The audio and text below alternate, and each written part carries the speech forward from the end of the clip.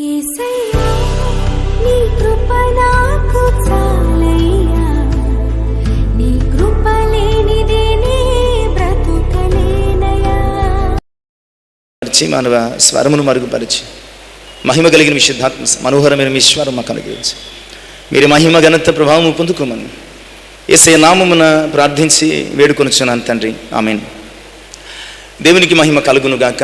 దేవుని ప్రేమించి ఆయన పరిశుద్ధ సన్నిధిని ఆశతో ఆసక్తితో చేరివచ్చిన ప్రియ విశ్వాసులందరికీ మన ప్రభువైన యేసుక్రీస్తు వారి పరిశుద్ధ నామములో శుభాలు తెలియజేస్తున్నాను.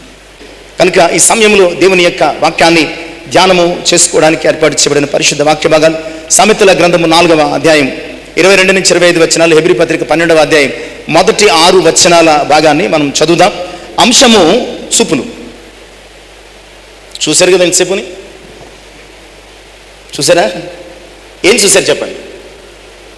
ఏం చూశారు? ఏం చూశారు చెప్పండి. నాకు ఒక ప్రశ్న చెప్తేనే ముందుకెళ్తాను. ఎక్కడున్నాం మనం? ఏం చూసాం? నిజం చెప్పండి. ఊరికే ముఖస్థుతి కొరకు చెప్పొద్దు దయచేసి ప్లీజ్. ఏం చూశారు నాకు చెప్పండి. 27వ సంకీర్తన 4వ చరణాన్ని ఒక్కసారి మనం చదువుకుంటే, కీర్తనకారుడు దావీదు రాస్తున్నటువంటి కీర్తన అనమాట అండి. యెహోవా యొద్ద ఒక్క వరము అడిగి తిని దాన్ని నేను వెదకుచున్నాను, దట్ మీన్స్ చూచుచున్నాను. యెహోవా ప్రసన్నతను చూచుటకు, ఆయన ఆలయములో ధ్యానించుటకును నా జీవితకాలం అంతయు ఏం చూడాలనుకుంటున్నాడు? ఏం చూడాలనుకుంటున్నాడండి? దేవుని సన్నిధిలో కీర్తనకారుడు దావీదు వాళ్ళ ముఖాన్ని ఏళ్ళ ముఖాన్ని, వాళ్ళ వైపు వీళ్ళ వైపు ఎటు పడితే అటు చూడాలనుకోవటం లేదు. దావీదు అంటున్నాడు, నేను యెహోవా యొద్ద ఒక వరము అడిగాను, దానిని నేను వెతుకుతున్నాను. ఏమిటయ్యా ఈ వరం అంటే? ఆయన ప్రసన్నత చూడు. ఆయన ప్రసన్నతను నీవు చూడాలని ఆశపడకపోతే ఆయన ఉగ్రతను చూసే పరిస్థితి వచ్చేస్తుంది. ఆయన మందిరములో ఆయన ప్రసన్నతను చూసే ప్రయత్నము నువ్వు చేయకపోతే కనుక నీ మీదకు ఆయన ఉగ్రత వచ్చే ప్రమాదం ఉంది. కనుక దేవుని మందిరములో ఆయన ప్రసన్నతను చూద్దాం, ఆయన పరిశుద్ధతను చూద్దాం, ఆయన కృపను చూద్దాం, ఆయన సమాధానాన్ని చూద్దాం, ఆయన సంరక్షణ చూద్దాం. సర్వకృపానిధియగు దేవుని యొక్క కనికరాన్ని మనం వెతుకుదాం. చూపులు అనే అంశం మానవ జీవితానికి చాలా ప్రధానమైనవండి. మానవ జీవితానికి చాలా ప్రధానమైనవి. చూపు లేకపోతే మన లోకమంతా ఏమైపోతుంది? చీకటి అయిపోతుంది. చూపు లేకపోతే లోకం మాత్రమే కాదు, మన బ్రతుకు కూడా చీకటి అయిపోతుంది. అందుకని అన్నారు, సర్వేంద్రియాణం నయనం ప్రధానం అన్నారు. అంటే అన్ని ఇంద్రియాలలో కూడా కన్ను చాలా ప్రధానమైనది. అది నిన్ను నీకు చూపిస్తుంది, నీకు లోకాన్ని కూడా చూపిస్తుంది. కంటి యొక్క చూపు నిన్ను నీకు చూపించడం మాత్రమే కాదు, నీకు లోకము ఎలాగున్నదో చూపిస్తుంది, ఎలాంటిదో చూపిస్తుంది. లోకములో నీవు ఎలా ఉండాలో కూడా అది నీకు తెలియజేస్తుంది. నిజమే. నీ చూపు ఎక్కడుంటుందో నీ మనసు ఎక్కడ ఉంటుంది.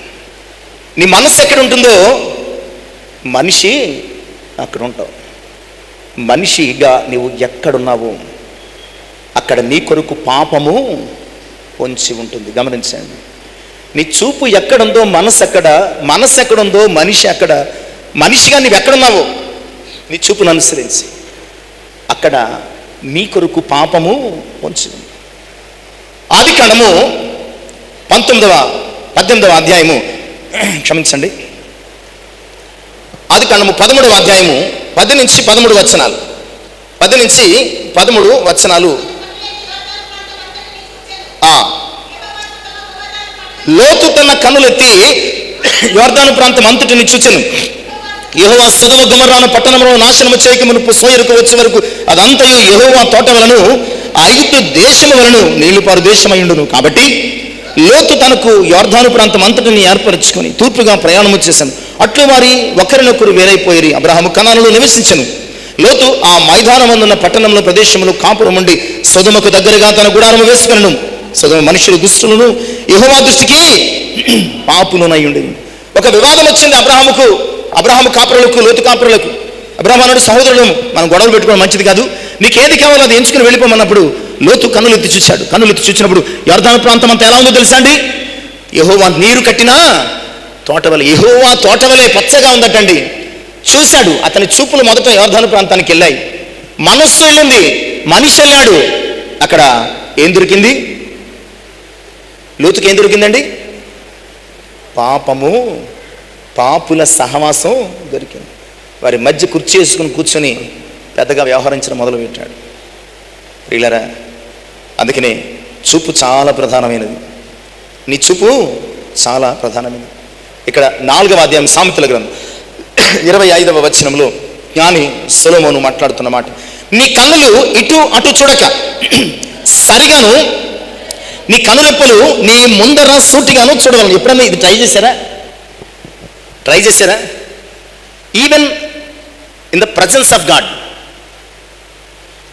కనీసం దేవుని సన్నిధిలో ఇది ట్రై చేశారా? ఏదండి? మాట అడిపోయినట్టు ఉండకండి, చదివారు అక్కడ మీరు. నీ కన్నులు సరిగాను, నీ కనురెప్పలు అటు ఇటు చూడకుండా సూటిగాను. ఇక్కడ కూర్చున్నారండి, చర్చిలో కూర్చున్నారు. ఎప్పుడైనా సూటిగా అటు ఇటు చూడకుండా మీరు కూర్చున్నారా? ఇన్ని ఏళ్లలో ఒక్క ఆరాధనలో జ్ఞాని సొలొమోను ఏం చెప్తున్నాడో తెలుసా? నీ కన్నులు అటు ఇటు చూడకుండా తిన్నగా చూడు, సరిగా చూడు. నీ కన్నులు సరిగా చూడకపోతే నీ జీవితం సరిగా ఉండదని చెప్తున్నాడు అనమాట అండి. నీ కన్నులు తిన్నగా చూడకపోతే నీ చూపులు, నీ బతుకు తిన్నగా ఉండదని చెప్తున్నాడు. సరిగా చూడకపోతే సరిగా ఉండదు, తిన్నగా చూడకపోతే తిన్నగా ఉండదు. ఇది ఈ జ్ఞాని యొక్క ఎక్స్పీరియన్స్ అనమాట అండి. ఎందుకంటే మొన్న తృప్తి పొందని కన్ను అని అనుకున్నాం. కన్ను ఎందుకు తృప్తి పొందదు? కన్ను ఎందుకు తృప్తి పొందదంటే దాని చూపును బట్టి తృప్తి పొందదు. జ్ఞాని అయిన సొలొమోను ఎక్స్పీరియన్స్తో మాట్లాడుతున్నాడు అనమాట అండి. ఎందుకంటే తన చూపు చేత సొలొమోను భ్రష్టుడైపోయాడు. 700 మంది భార్యలు, 300 మంది ఉపపత్నులు. అంటే తన చూపుకు అసలు అంతం లేదనమాట అండి. తన చూపుకు చూసిన దల్లా కావాలి అన్నటువంటి తత్వముతో సొలొమోను వెళ్ళాడు. ఆ అనుభవంతో రాస్తున్నాడు, నీ చూపులు సరిగా ఉంచు, నీ కనురెప్పలు అటు ఇటు తిప్పకుండా సూటిగా చూడు. లేదంటే దేవుని దృష్టిలో నీవు భ్రష్టుడు అయిపోతావు, యథార్థతను పోగొట్టుకుంటావు, దేవుని కృపకు దూరం అయిపోతావు. నిజమే కదా? సూటిగా చూడనోడు ఏమవుతాడు? సూటిగా చూడనోడు పడతాడు, సూటిగా చూడనోడు పడతాడు, సూటిగా చూడనోడు ప్రమాదాలు పాలవుతాడు, సూటిగా చూడనోడు తొట్టిల్లుతూ ఉంటాడు, సూటిగా చూడనవాడు ఏ సమస్యలకైనా వెళ్ళిపోతూ ఉంటాడు. అది శారీరకంగా కావచ్చు, మానసికంగా కావచ్చు, ఆత్మీయంగా కావచ్చు. అందుకనే హెబ్రీ పత్రికకర్త మనం చదువుకున్నటువంటి ఈ 2వ భాగములో అనగా 12వ అధ్యాయం 2వ వచనములో ఒక చక్కని మాట జ్ఞాపకం చేస్తూ ఉంటాడండి. మొదటి వచనంలో అంటాడు, ఇంత గొప్ప సాక్ష్య సమూహము మేఘం వలె మనల్ని ఆవరించినందున మనము కూడా ప్రతి భారమును సులువుగా చిక్కులు పెట్టి ప్రతి పాపమును విడిచిపెట్టి విశ్వాసమునకు కర్తయు దానిని కొనసాగించేవాడైనటువంటి యేసు వైపు చూస్తూ మన ఎదుట ఉన్నటువంటి పందెపు రంగమందు ఓపికతో నీ గమ్యాన్ని చేరాలంటే చేర్చే యేసు వైపు చూడగలగాలి. నీ డెస్టినేషన్ని చేరాలంటే కనుక, నీ గోల్ నువ్వు సాధించాలంటే కనుక ప్రభు వైపు చూడాలి. ఇంత గొప్ప సాక్ష్య సమూహం 11వ అధ్యాయంలో ఉన్నటువంటి ఈ సాక్ష్య సమూహం అంతా కూడా అలా వెళ్ళిన వాళ్ళే. అబ్రహాము దేవుని వైపు చూస్తూ వెళ్ళాడు, మోషే దేవుని వైపు చూస్తూ వెళ్ళాడు, ఇలా ప్రతి భక్తుడు దేవుని వైపు చూస్తూ వెళ్ళాడు. హనోకు చూస్తూ వెళ్ళాడు, నోవహు చూస్తూ వెళ్ళాడు. అందుకనే వారి గమ్యాన్ని చేరారు. నువ్వు యేసు వైపు చూస్తున్నావా? ఇంకా దేని వైపు అయినా చూస్తున్నావా? యేసు వైపు నీ కన్నులు సరిగా సూటిగా చూడగలిగితే కనుక నీవు గమ్యాన్ని చేరగలుగుతావు. లేదంటే కనుక నీవు మార్గము తప్పుతావు, గమ్యాన్ని పోగొట్టుకుంటావు, గురి నీ జీవితం నుంచి దూరము అయిపోతూ ఉన్నది అన్న సంగతిని వాక్యం ద్వారా జ్ఞాపకం చేస్తున్నాను. ఈరోజు చాలా విషయాలు ఉన్నాయి. ఇంచుమించు 3 అంశాలు చూద్దాం. ఒక్కొక్క అంశంలో కొన్ని విషయాలను మనం ఆలోచన చేద్దాం. మొట్టమొదటిది ఏంటంటే ఈ లోకము వైపు చూచినటువంటి మానవుడు, రెండవది దేవుని వైపు చూచినటువంటి మానవుడు, మూడవది మానవుని వైపు చూచినటువంటి దేవుడు. ఇవి ఒక్కొక్క దాంట్లో కొన్ని అంశాలు ఉన్నాయి. సంఖ్య చెబితే మీరు భయపడతారని చెప్పడం లేదు, కానీ మనము సాధ్యమైనంత త్వరగా వెళ్ళిపోవడానికి సిద్ధపడదాం. ఆలస్యం చేయకుండా, చూపు చాలా ప్రధానం కదా. నీ చూపును బట్టి నీ లైఫ్ డిసైడ్ అవుతుంది. నీ చూపును బట్టి నీ ఫ్యూచర్ డిసైడ్ అవుతుంది. నీ చూపును బట్టి నీ క్యారెక్టర్ డిసైడ్ అవుతుంది. నీ చూపును బట్టి అసలు నీ బ్రతుకంతా కూడా తెలియచేపడుతుంది. ఆ వ్యక్తి చూపును బట్టి ఆ వ్యక్తి ఎలాంటి కూడా చెప్తారనమాట. అదేంటండి, ఆ చూపు అసలు బాగోదండి, ఏదోలా చూస్తాడండి, ఏదోలా చూస్తుందండి అంటారో లేదా? ఆ చూపు అసలు బాగోదండి, ఏదో చాలా ఆ చూస్తుంటే ఒళ్ళంతా గగురుపాటుగా చిరాగ్గా ఉంటుంది, జలధరించినట్టు ఉంటుంది, రకరకాల మాటలు మనం వింటూ ఉంటాం. కొంతమంది చూపు ప్రశాంతంగా ఉంటుంది, చూస్తే బాగుండు అన్నట్టు ఉంటుంది. కొంతమంది చూస్తే చిరాగ్గా ఉంటుంది, చూడకపోతే బాగుండు అనిపిస్తుంది. అంటే ఒక్కొక్కరి చూపుకు ఒక్కొక్క రకమైనటువంటి ప్రభావం ఎదటి వ్యక్తి మీద పడుతుంది. అలాంటి ఈ చూపులను ఆలోచన చేద్దాం. మొట్టమొదటి చూపు విషపు చూపు. చూద్దాం ఎంతవరకు పాస్ అవుతారు. మొట్టమొదటి చూపు ఏ చూపండి? విషపు చూపు. సమూయేలు మొదటి గ్రంథము 18వ అధ్యాయము 9వ వచనము. ఆనాటి నుండి సౌలు దావీదు మీద విషపు చూపు ఎందుకు నిలిపాడు? ఎందుకు నిలిపాడంటే భరించలేకపోవడం, వార్వలేని తనం అనమాట.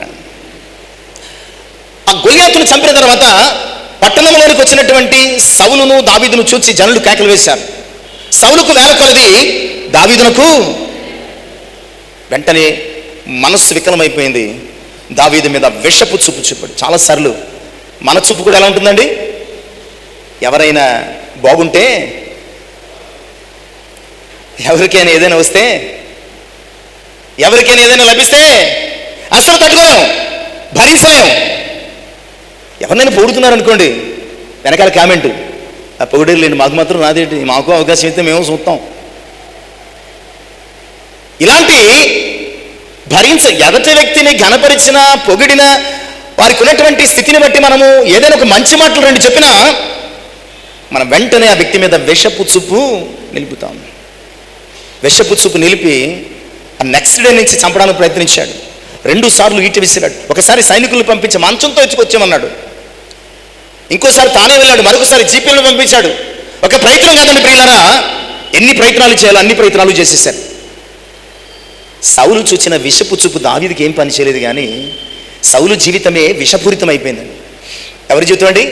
సౌలు జీవితమే. నువ్వు గమనించు, నువ్వు ఎదటి వ్యక్తి మీద వారి ఘనతను, వారి గొప్పతనాన్ని, వారి ఆధిక్యతను వారవలేక ఒకవేళ విషపు చూపు నిలిపావంటే దానివల్ల ఆ ఎదుటి వ్యక్తికి ఏమి నష్టం లేదు.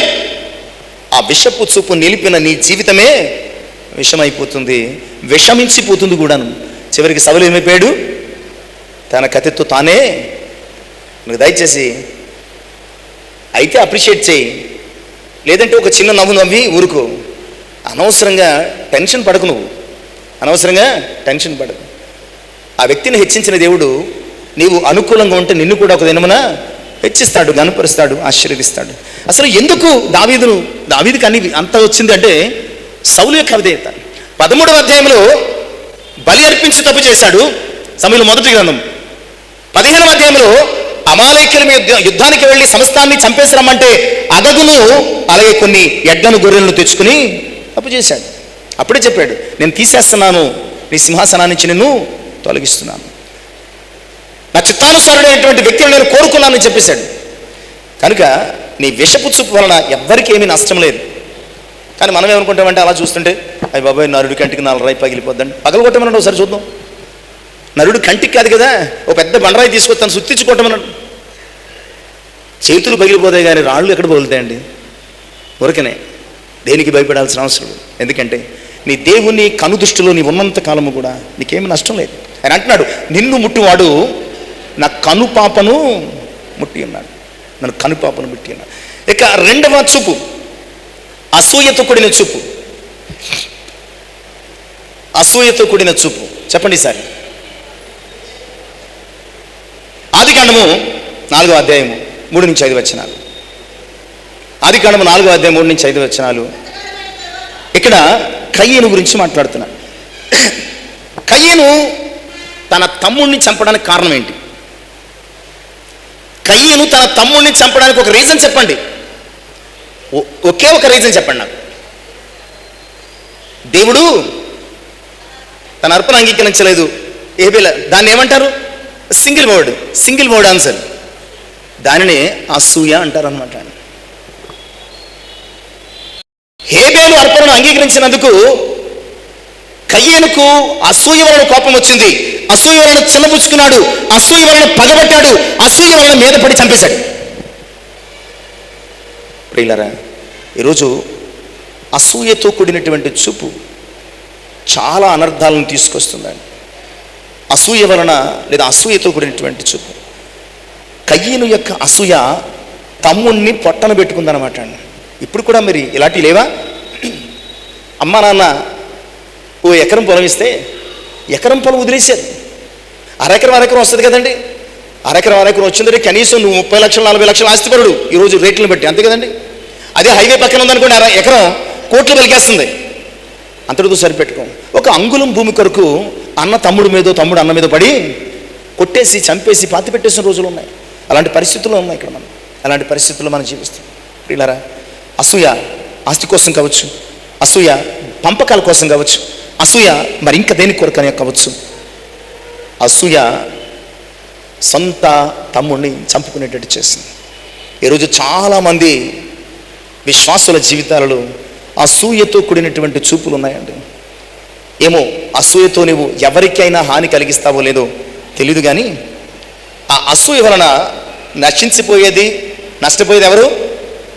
నేను చెప్పడం లేదు. యోబు గ్రంథంలో 5వ అధ్యాయం 2వ వచనం. యోబు గ్రంథం 5వ అధ్యాయం 2వ వచనం త్వరగా చదువుదాం.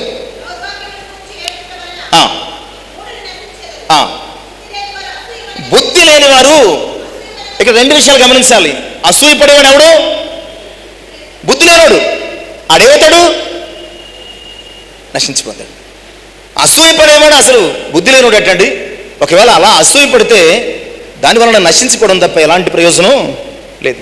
మరి కయ్యను సంగతి ఏంటి అంటే, ఆదికాండము 4వ అధ్యాయం 14వ వచనంలో దేశ దిమ్మరైపోయి నశించిపోయాడు. దేవుని సన్నిధి నుంచి వెళ్ళగొట్టబడి, ఎవడూ చంపకూడదన్నటువంటి ఆజ్ఞ వేయబడి దేశ దిమ్మరిగా అతడు వెళ్ళిపోయినట్లు చూస్తున్నాం. ప్రియులారా, మొదటి చూపు విషపు చూపు, 2వ చూపు అసూయతో కూడిన చూపు, 3వ చూపు మోహపు చూపు. మత్తయి సువార్త 5వ అధ్యాయం 28వ వచనం. మత్తయి సువార్త 5వ అధ్యాయం 28వ వచనం. యేసుక్రీస్తు ప్రభువారు కొండ మీద ప్రసంగంలో ధర్మశాస్త్రాన్ని ఇంకా దానిని కొత్తగా దాన్ని రివైవ్ చేస్తున్నారు అన్నమాట అండి. ధర్మశాస్త్రం ఏం చెప్తుందంటే వ్యభిచరించవద్దు అని చెప్తుంది. కానీ మత్తయి 5:28 ఏం చెప్తుందో తెలుసా? నువ్వు పని అసలు చేయవసరం లేదు, కానీ ఒక స్త్రీని మోహపు చూపుతో చూసేవాడు అప్పుడే ఆమెతో వ్యభిచారం చేసినవాడు. మోహపు చూపుతో ఒక స్త్రీని చూసినవాడు అప్పుడే ఆమెతో వ్యభిచారం చేసినవాడు. నిజమే, చాలాసార్లు ఇలాంటి అనుభవాలు మనం కలిగి ఉంటామండి. ఎదుటి వ్యక్తిని మనము బాగున్నాడు అన్నటువంటి దృక్పథం కూడా పరిశుద్ధ గ్రంథము లేఖనానుసారంగా అది మోహపు చూపే. చివరికి అది ఎక్కడి వరకు నడిపించిందంటే సమూయేలు 2వ గ్రంథము 11వ అధ్యాయం 2వ వచనంలో దావీదు రాజులు యుద్ధానికి వెళ్ళే వసంత కాలమున సాయంకాలం వరకు పడుకుని సాయంకాలం లేచి మిద్దె మీదకి వెళ్ళి అతడు బత్షెబను చూశాడు పైనుంచి. అతడు చూడగానే ఆమె పట్ల అతనికి మోహం కలిగింది. ఆ తర్వాత పాపం కలిగింది. ఆ తర్వాత బిడ్డ చనిపోయాడు. ఆ తర్వాత దావీదు ఎన్ని శ్రమలు పడ్డాడో తెలుసా? శరీరం రోగం పాలైపోయింది, శత్రువులు చెలరిగిపోయారు. అంతకంటే మిక్కిలి పెద్ద సమస్య ఏంటంటే సమూయేలు 2వ గ్రంథం 16:22లో దావీదు చేసిన దానికి ప్రతిగా దావీదు ఉపపత్నులను దావీదు సొంత కుమారుడైనటువంటి అబిషాలోము పాడు చేశాడు. దావీదు చేసినటువంటి ఒక చిన్న తప్పిదము, తన మోహపు చూపు వలన తను సిగ్గుపడే పరిస్థితికి వచ్చాడనమాట. తను సిగ్గుపడే పరిస్థితికి వచ్చాడు. అంతేకాదు అదే అబిషాలోము తండ్రి అయినటువంటి దావీదుకు శత్రువై తరుముతూ ఉండగా అతడు చేసిన పాపానికి దావీదు ప్రాణాలు అరచేతుల్లో పట్టుకుని పరుగులు పెడుతున్నాడండి. కీర్తనకారుడు 119వ సంకీర్తన 37లో ఇదంతా తెలిసే ఆయన అంటున్నాడు, వ్యర్థమైన వాటిని చూడకుండగా నా కన్నులు త్రిప్పివేయి. యోబు 31:1లో అంటున్నాడు, నా కన్నులతో నేను నిబంధన చేసుకున్నాను, కన్యకను నేను ఎలా చూతును? నా కన్నులతో నిబంధన చేసుకున్నాను, కన్యకను నేను ఎలా చూతు? మోహపు చూపు దావీదు యొక్క ఔన్నత్యతను, భక్తిని, ఆత్మీయతను ఒక్కసారిగా కిందకు తోసిందనమాట. అందుకనే 61వ సంకీర్తన, నేను ఎక్కలేనంత ఎత్తైన కొండపైకి నన్ను ఎక్కించు ప్రభువా, నువ్వు నిలిపినటువంటి ఆ గొప్ప ఆధిక్యతలను పోగొట్టుకున్నాను, నువ్వు ఇచ్చినటువంటి ఆశీర్వాదాలను పోగొట్టుకున్నాను. ఒక్క మోహపు చూపుతో నా యొక్క జీవితాన్ని అధఃపాతాళానికి గెంటేసుకున్నాను. నేను ఎక్కలేనంత ఎత్తైన కొండపైకి ఎక్కించు ప్రభువా అని తిరిగి మరల దేవుని ప్రాధేయపడి మేలుంటాడు. ఇక 4వ చూపు, వెనుక చూపు. 4వ చూపు వెనుక. చూసారా ఎప్పుడైనా మీరు? చూసారా? ఎక్కువ మనం చర్చలో చూస్తూ ఉంటాం. మన వాళ్ళు వచ్చారో లేదని కూర్చుని ఒక 10 సార్లు వెనక చూస్తాం. వెనక్కి ఇలా చూస్తాం, ఇలా చూస్తాం, ఇలా చూస్తాం, ఇలా చూస్తాం, వెనక్కి చూస్తాం. 10 సార్లు చూస్తాం. నాకు చూడడానికి ఏమీ లేదు. నేను చూస్తే ఎక్కడ చూడాలి? ముందుకే చూడాలి. వెనక్కి చూడడానికి ఏమీ లేదు. వెనక చూపు. ఎవరండి? ఆదికాండము 19వ అధ్యాయము 26వ వచనం. 26వ వచనం త్వరగా. లోతు భార్య ఆమె వెనక తట్టు తిరిగి చూచి ఉప్పు స్తంభం. చాలండి. నీ ఆత్మీయ జీవితంలో వెనక చూపు చాలా ప్రమాదం. ఇంకా నువ్వు బిగిసిపోతావు అనమాట. అక్కడ ఫ్రీజ్ అయిపోతావు, అక్కడ స్టక్ అయిపోతావు. ఇక 2వ అడుగు ముందుకు వేయడానికి నీ జీవితంలో అవకాశం లేకుండా అక్కడ కూరుకుపోతాం. దేవుడు చెప్పాడు ఆదికాండం 19:17 క్లియర్గా చెప్పాడు, ఎక్కడి నుంచి ఆ చూపించే ప్రదేశానికి వెళ్ళిపోండి. వెళ్ళేటప్పుడు వెనక్కి అస్సలు చూడొద్దు అన్నాడు. వెనక్కి అస్సలు చూడదు. మనకున్న జబ్బు ఏంటంటే ఏది చేయొద్దంటే చేస్తామండి. ఇప్పుడు నేను చెప్పానా? ఏం చెప్పాను స్టార్టింగ్లోని? ఏం చెప్పాను? 7 గంటలు వచ్చామన్నా చూడండి, ఖచ్చితంగా రేపు ఒక అర్ధగంట అయినా లేటుగా వస్తారు. ఇంత చెప్పాను, 10 నిమిషాలు అది ఖచ్చితమని కూడా చెప్పాను. ఖచ్చితంగా రేపు లేటుగా వస్తారు. ఏంటో తెలుసా? ఆయన చెప్తే నేను ఎందుకు వినాలా? ఆయన చెప్తే నేను ఎందుకు వినాలా? ఫోన్లో చెప్పేవాడే చెప్తాడు. చెప్పేవాడు చెప్తే బాగుంటుంది, అంతే కదా? ఎవరైనా దేవుడు చెప్తాడు. ఇంకప్పుడు పరుగులు పెడతాం దేవుని సన్నిధికి. ప్రభువా నీవు ఉంటే నాకు చాలా చేసి పాటలు పాడుకుంటూ ఉంటాం అంతే. ఇంకా ఆశయ చిన్న ఆశయ అంటూ పరుగులు పెడతా ఉంటాం. ఆ స్థితి వచ్చే వరకు మనం కొని తెచ్చుకోకూడదు. వెనక చూపు ప్రియులారా, వెనక చూపు. దేవుడు క్లియర్గా చెప్పాడు, మీరు వెనక్కి చూడొద్దన్నాడు. లోతు భార్య క్లియర్గా చేసింది, వెనక్కి చూసింది. ఏమైంది? దేవుడు అలాగే చెప్తాడు. ఏం పని ఉంది ఆయనకి? వెనక్కి చూస్తే ఏమైపోతాడు? ఇప్పుడు వెనక్కి చూస్తే ఏమైపోద్ది? కొంపలను మురిగిపోతాయా? ఎలా చూడొద్దంటే వెనకాల కాలిపోతున్నాయి, వెనకాల కాలిపోతున్నాయి, ఇల్లు కాలిపోతున్నాయి, ఆస్తులు మనుషులు కాలిపోతున్నాయి. ఆయనకి ఏం చేసి చెప్తాడు? వెనక్కి చూసింది. నువ్వు కాలిపోయావు కదా. వెనక్కి చూసి ఎవరు కాలిపోయారు? ఇక్కడ ఎవరో కాలిపోతున్నారు అని వెనక్కి చూసావు, నువ్వు కాలిపోయావు. ఉప్పు స్తంభం ఉపయోగము లేని ఉప్పు స్తంభం అయిపోయావు. నిష్ఫలమైనటువంటి స్థితిలోనికి వెళ్ళిపోయావు ప్రియులారా. ఒకవేళ నీ ఆత్మీయ జీవితంలో వెనక్కి చూస్తున్నావేమో, నాగటి మీద చెయ్యి పెట్టివాడు ఏం చేయకూడదటండి? లూకాసు వార్త 9వ అధ్యాయం చివరి వచనాలు చెప్తుంది. నాగటి మీద చెయ్యి పెట్టి వెనకకు చూచువాడు దేవుని రాజ్యమునకు పాత్రుడు కాడు. నువ్వు ఒకవేళ నీ ఆత్మీయ జీవితంలో నీ చూపు వెనక్కి తిరిగితే కనుక నువ్వు దేవునికి పనికిరావు.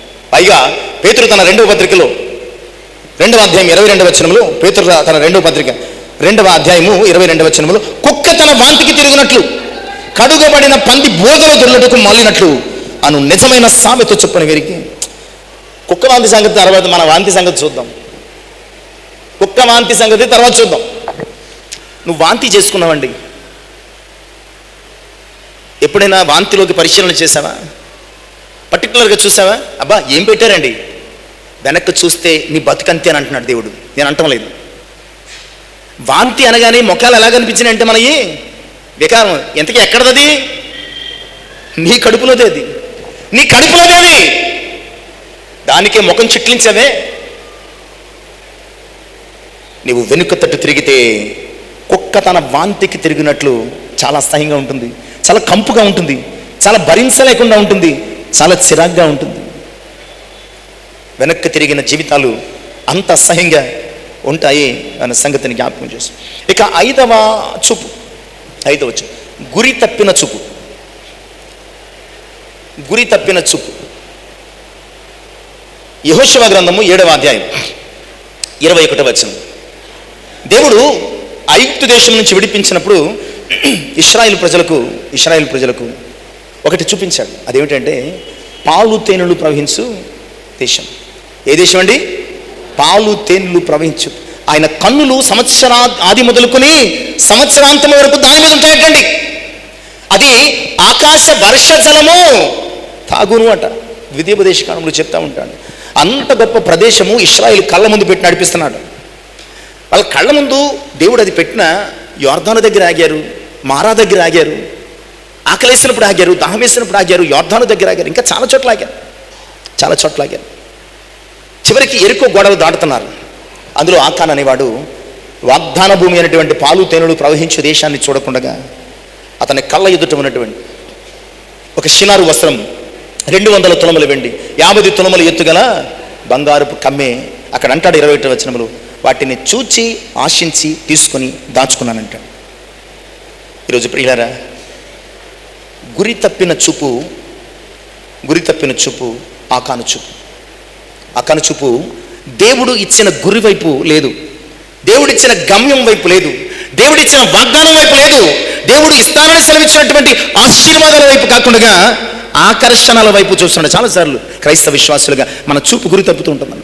దేవుడు ఇస్తానని సెలవిచ్చినటువంటి ఆశీర్వాదాల వైపు చూడం, మన కళ్ళ ముందున్నటువంటి ఆకర్షణల వైపు మనం చూస్తూ ఉంటామండి.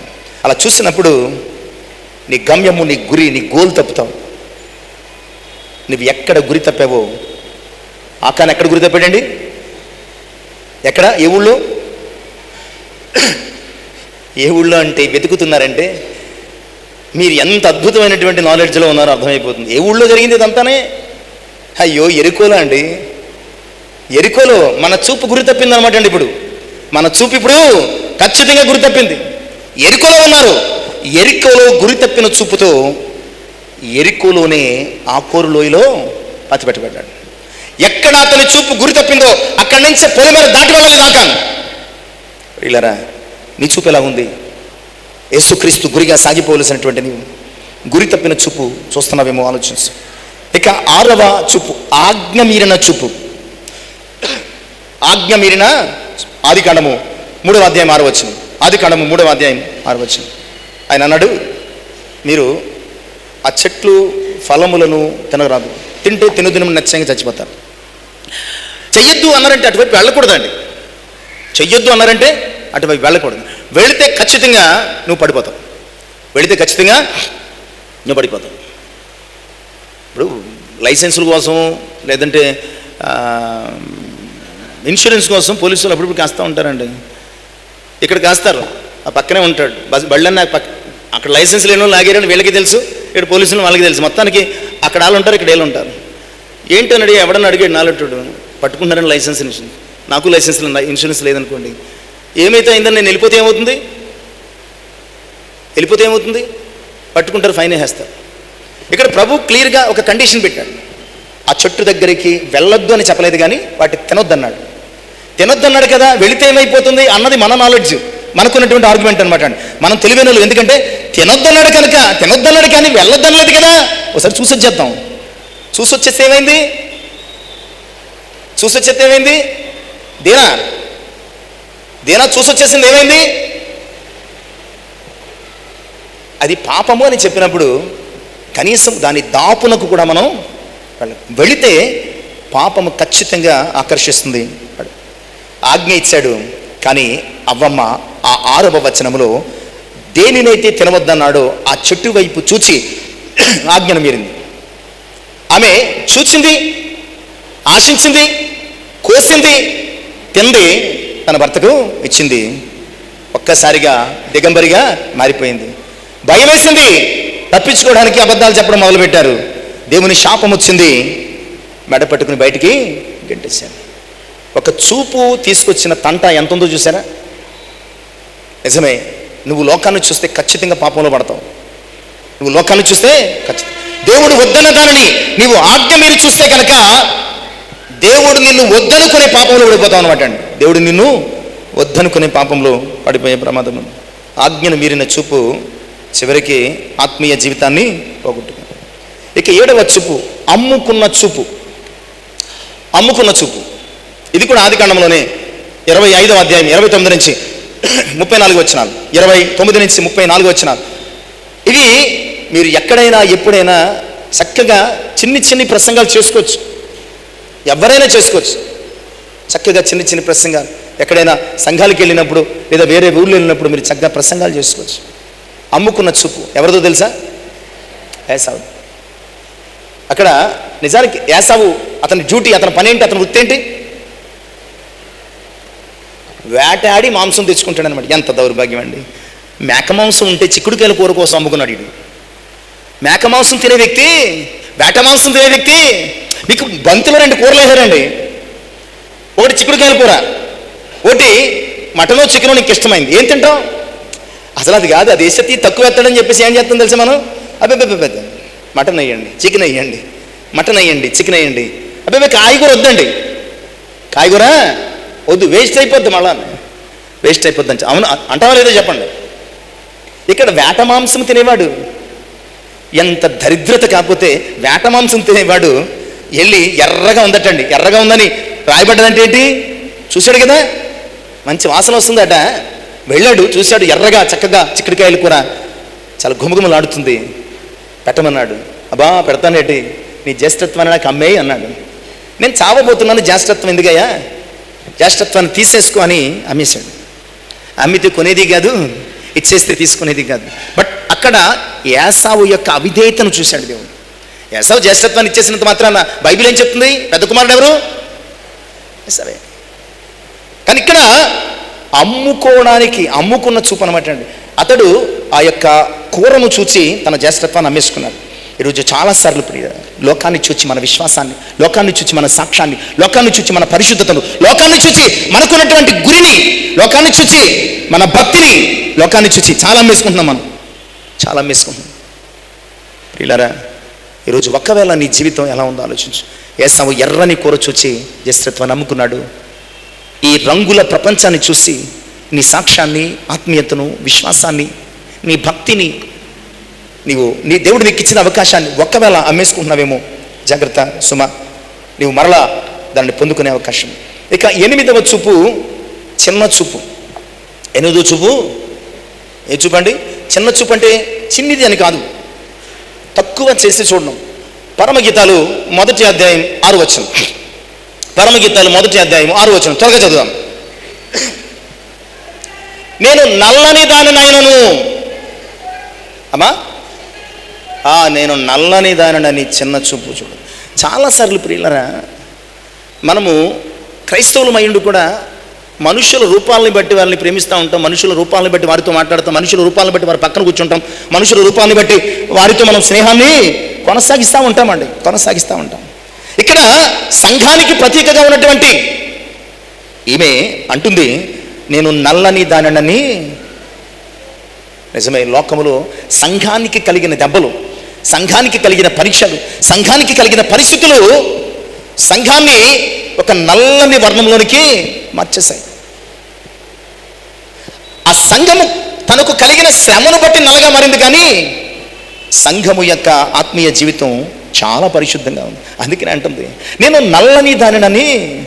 ప్రియులారా, ఒకవేళ నువ్వు ఎవరి పట్ల అయినా చిన్న చూపు చూస్తున్నావేమో, నీ ఇంట్లో పనిచేస్తున్న వ్యక్తి మొదలుకొని నీతో ఉద్యోగం చేస్తున్న వ్యక్తి వరకు నీ జీవితంలో ఎవ్వరిని కూడా చిన్న చూపు చూడొద్దు. చిన్నదే కదా హాగర్ అనుకున్నది శారా. ఏమైంది? హాగరే చివరికి శారాని ఏం చేసింది? చిన్న చూపు చూసింది. ప్రియులారా, ఒకవేళ నీ జీవితంలో చిన్న చూపు ఎవరినైనా చూస్తున్నావేమో. దావీదును సమూయేలు కూడా చిన్న చూపు చూశాడు, తండ్రి కూడా చిన్న చూపు చూశాడు, అన్నలు కూడా చిన్న చూపు, చివరికి రాజు కూడా ఏం చేశాడు? చిన్న చూపు చూశాడు. రాజు ఎందుకండి, గొల్లియాతు కూడా ఏమన్నాడు? చిన్న చూపు చూశాడు. అందరూ దావీదును చిన్న చూపు చూశారు, దేవుడు మాత్రం తన కృప కలిగిన చూపు అనుమతించాడు. వెంటనే దావీదు యొక్క స్థాయి పెరిగిపోయింది. నువ్వు ఎవరిని చిన్న చూపు చూస్తున్నావో దేవుడు వారిని వాడుకుంటాడని మర్చిపోకు. నువ్వు ఎవరిని చిన్న చూపు చూస్తున్నావో దేవుడు వారిని ఘనపరుస్తాడని మర్చిపోకు.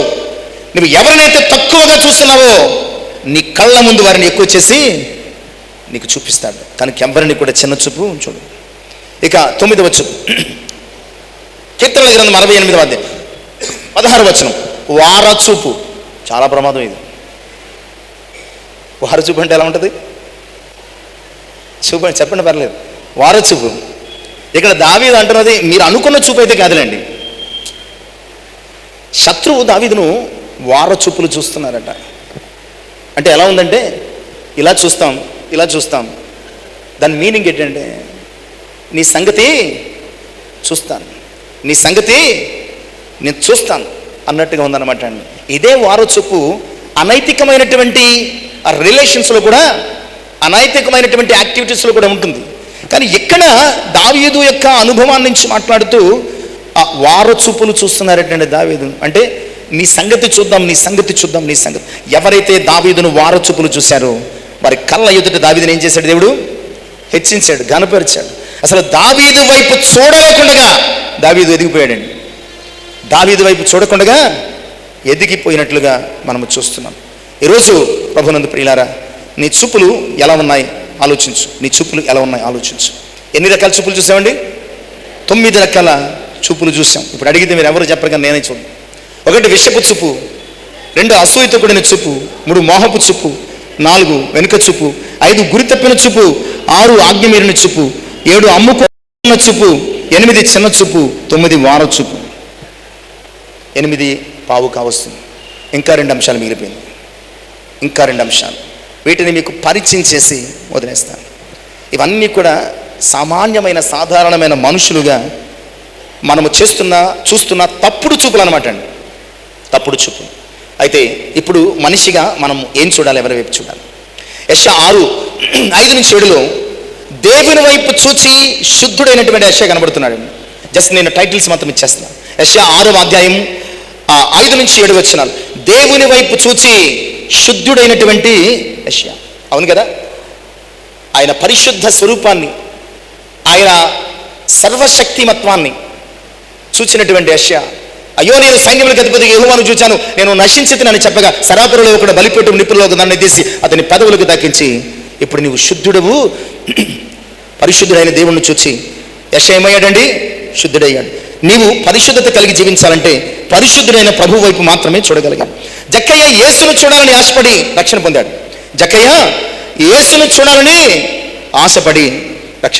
నీవు ఆయన్ను చూడాలి అని ఆశపడితే చాలు, నీ ఇంటికి రక్షణ వచ్చేసినట్టే.